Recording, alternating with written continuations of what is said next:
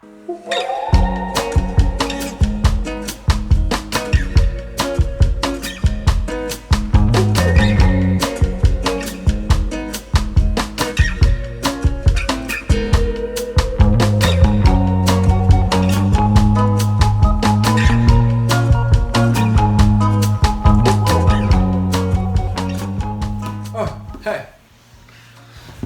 Yeoman, and welcome to Easter Saturday. So I'm sure yesterday you would have heard the Easter Friday from Paul Knight, and I'm sorry you had to go through that. I'm sorry, Paul. I love you. We love you, and you're my boss too. So I should be careful with the things that I say. But like I said, welcome to Easter Saturday. So Easter Friday, there's a lot written about Easter Friday, right? Because it's the day that Jesus was crucified. And there's not a lot that's written about Easter Saturday. In fact, there's nothing written on Easter Saturday because Easter Saturday was the Sabbath as the Jews observed it in that day. And they observed it in a way that we kind of don't today, where they couldn't do anything. Basically, there was their law said that you could do nothing. Like, you couldn't lift a finger. If you did and completed something, then you would have been in breach of the law. And so I think that a lot of the people who would have been there for Jesus' crucifixion and the people that loved him and who were his disciples and his followers, they would have seen that happen on the Friday, and then come Saturday they would have been stuck doing nothing, like at home or whatever it is, just having to think about what's just happened, right? The person that was supposed to save them and free them from their slavery and everything that was going on at that time, and then he's just dead and he's in his tomb, and we can't go there and have a look and get solace. And I think about that Saturday, and I think that, man, we have so many seasons or Saturdays like that in our lives too, right? Where things just didn't go the way they were supposed to. Like, maybe your finances just like they didn't pan out the way they were supposed to.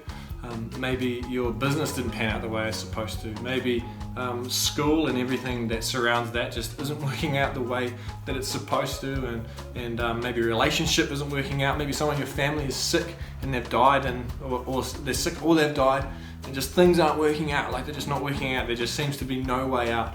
I feel like the disciples would have felt the exact same way as that. But if we look to the Word and other things that surround Easter, we can see that Jesus wasn't finished. Like, Jesus isn't finished in this Easter story, and you'll hear more about that tomorrow. But if we look all the way back to Exodus, we see that the Israelites were freed from slavery under the Egyptians, and they move out, and God promises them the promised land, and they move out and they go towards the promised land, and in a turn of events they can't enter the promised land straight away, and for 40 years they have a Saturday where they spend 40 years in the desert, wandering around, kind of going from place to place, setting up camp. And then at the end of the 40 years, like God promised, they do move into the promised land. So God isn't finished yet. In John 16:33 it says, in this world you have many troubles, but take heart, I have overcome the world. And Jesus promises us that today. And also in Romans 5 verse 3 it says, not only so, but if we also rejoice in our sufferings, because we know that suffering produces perseverance, and perseverance character, and character hope. So we're gonna earn some character through this time, and we're gonna earn some hope. And so Jesus promises us that even though things look absolutely like there's no way out, like this is the end, like how could this ever get better? Jesus promises us, and we see that on Sunday, that there is something coming. Like there's good to come out of this. I look back at the disciples and I think, man, like you would have been so ready to have given up on that Saturday, or even that Friday afternoon, after Jesus was crucified. And Saturday would have been devastating, sitting there mulling about it.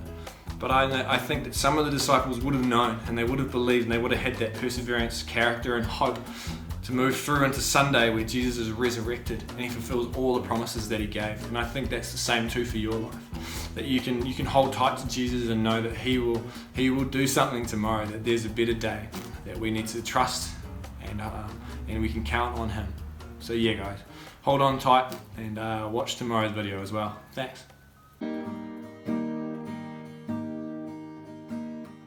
Grace, what have you done? Burden for me.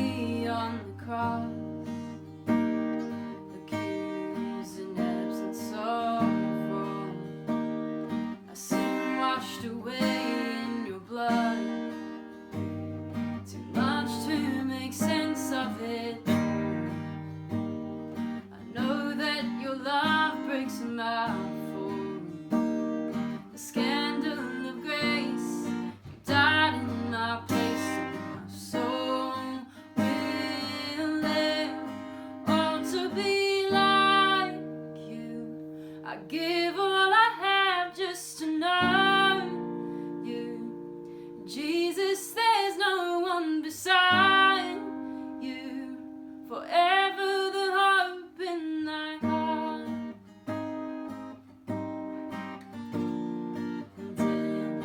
Where is your sting? Your power is as dead as my sin. The cross has taught me to live, and mercy my heart now to sing. The day and its troubles shall come. I know that your strength is enough. Scandal of grace, you died in my place. My soul will live, oh, to be like you. I give all I have just to know Jesus, there's no one beside you. Forever the hope in my heart. Oh, to be like you. I give all I have just to know Jesus, there's no one beside you. Forever the hope in my heart.